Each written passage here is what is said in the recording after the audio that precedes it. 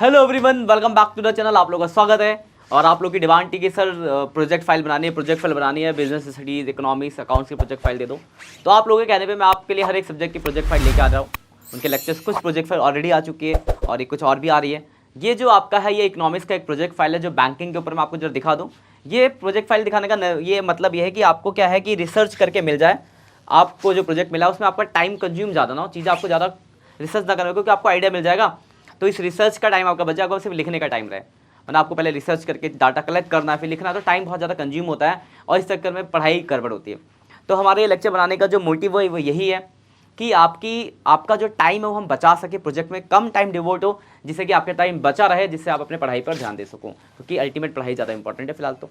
लेकिन प्रोजेक्ट भी बनाना है, नंबर तो चाहिए भाई, है ना।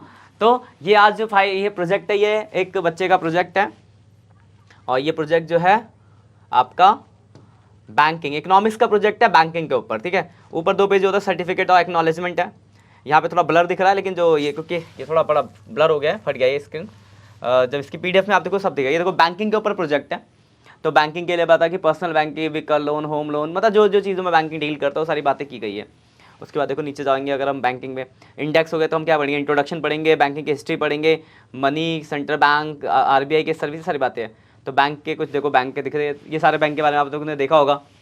तो इस तरीके से बच्चे ने ये प्रोजेक्ट बनाया है। इंट्रोडक्शन है फिर उसका, उसके बाद देखो इवोल्यूशन इन बैंकिंग, कैसे बैंक में इवोल्यूशन के कहाँ से कहाँ तक हम पहुँच गए। हिस्ट्री क्या थी, इसकी हिस्ट्री लिखी है भाई। फंक्शंस के, आरबीआई के फंक्शंस बताए उन्होंने। फिर फंक्शंस ऑफ कमर्शियल बैंक क्या काम करता है, तो डिपॉजिट एक्सेप्ट करता है, लोन देता है, जो भी काम है आपने पढ़ रखा है ना। फंक्शन ऑफ प्राइमरी फंक्शंस क्या, सेकेंडरी फंक्शंस क्या बैंक के, ठीक है, सारी बातें। सेकेंडरी फंक्शंस क्या बैंक के। तो देखो प्रोजेक्ट बनाने का फायदा ये होता है कि आपको ये चैप्टर जो आपके ये सब्जेक्ट में चैप्टर है, आपके चैप्टर भी क्लियर हो जाएगा इसी बहाने, ठीक है। बस तो इस तरीके का ये प्रोजेक्ट है, ठीक है। ये नीचे के पेज लोड नहीं होते, अब लोड हुए देखो जरा, और ये देखो। और ये मनी मल्टीप्लाई फार्मूला क्या होता है, 1 बाई रिजर्व। तो इस तरीके से ये प्रोजेक्ट है। मैं अगर आपको दिखाऊं तो बीच में, हाँ देखो, ये सबसे बड़ा आपका रिजर्व बैंक ऑफ इंडिया जो सभी बैंकों को रेगुलेट करता है, उसके बारे में बात की गई है। फिर तो इस तरीके से ये पूरा 36 पेज का प्रोजेक्ट है। इसमें पिक्चर्स लगा के तो ज़्यादा लिखना नहीं है, मतलब समझो 18-20 पेज लिखना है, बाकी पिक्चर्स भी तो लग रही है पेजों में। तो इस तरीके से एक आइडिया ले सकते हो। अगर आप बैंकिंग के ऊपर प्रोजेक्ट बना रहे हो तो इस प्रोजेक्ट के सहारे आप देख सकते हो कि किस तरीके से आपको प्रोजेक्ट बनाना है। आपको एक आइडिया लग जाएगा कि हाँ भाई साहब इस तरीके से प्रोजेक्ट बनाना, और डाटा कलेक्टेड आपको मिल जाएगा, तो आपका टाइम सेविंग हो जाएगा, आपको ज़्यादा टाइम कंज्यूम नहीं होगा उसके अंदर, ठीक है।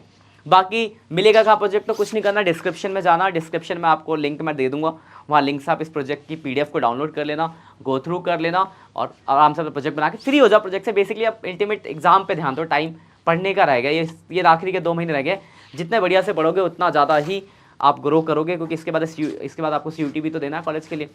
बाकी all the best for exam.